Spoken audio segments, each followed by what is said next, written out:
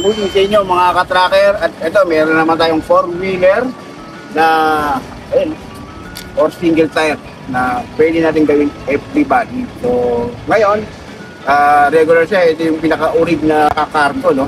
So bali drop side to mga ka-tracker. Isuzu NJR 4JJ1-8 engine, twin turbo, 10 feet na regular siding po, na 10 feet drop side.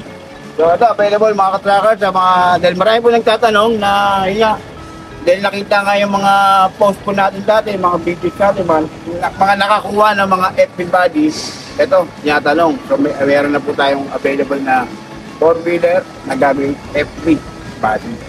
So hindi lang FB body, meron din po, no, nakaraan, stick body. Pwede rin po para sa mga sirene, no, mga gasol. So ito na mga ka-trackers.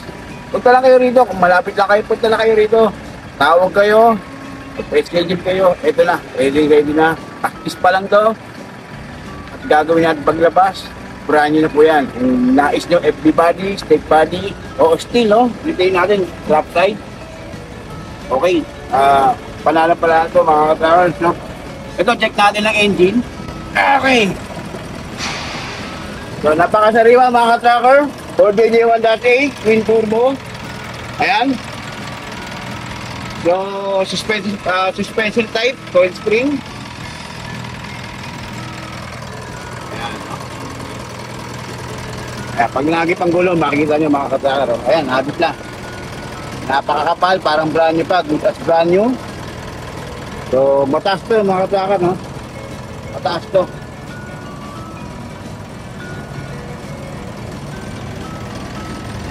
At chassis, napakasariwa. Ayan, parang nag-i-eskinol to mga ka-trackers, ha. Makinis.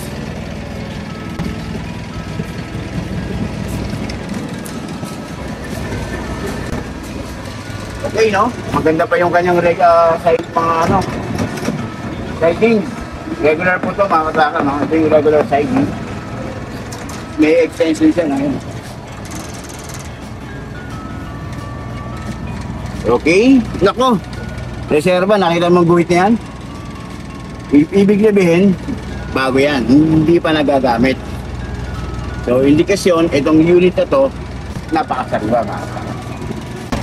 Ilipat natin. Tingnan pa yung makina.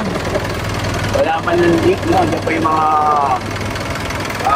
markings, no? From Isuzu. Napakabata pa mga ka-trackers. Yan ang low mileage po ng mga ka-trackers. So ulitin ko mga ka-trackers, ha. Kailangan nyo ng unit, 4-wheeler. Ito na, meron na po tayo. Nakaraan, maraming katanong, 4-wheeler. Talagang may mga dumating 5, ang bilis eh. Yung iba na nag-message dyan. At mag-proceed pa kayo mas maganda. Para sigurado, inyo na itong 4-wheeler natin dito. So yun na mga ka-trackers. At sa mga bagong viewers po, no? Ayun na. Paki-follow po mga page po namin. Golden Train Trading. Sa akin, Golden Train Trading by Carlo Villanueva. Tuloy-tuloy lang po. Nagpo-post po kami ng mga artist pa. Yung iba, Puerto Rico na. At may nais kayo, may nagustuhan kayo, punta kayo rito.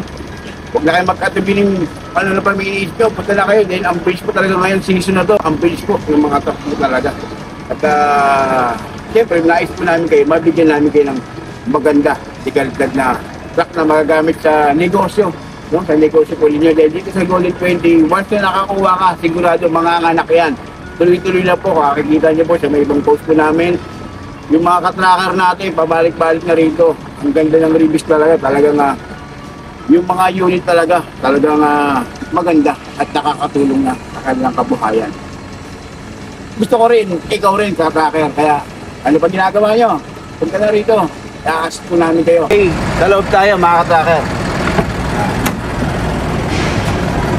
So, ang upholstery, napalitan na po natin. Bago na po yan, dashboard. Okay na yan, bago po yan. Working po yung mga power window. At ito pa, napakabata po mga ka-trackers. Tira yung ganyan na low mileage.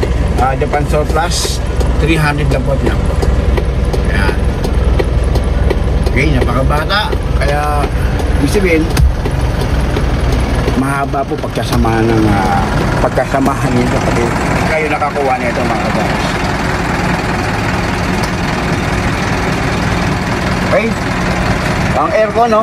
Working po yan. Kagaganahin po natin yan. Pero yun na lang kulang dyan. Malamig na po yan.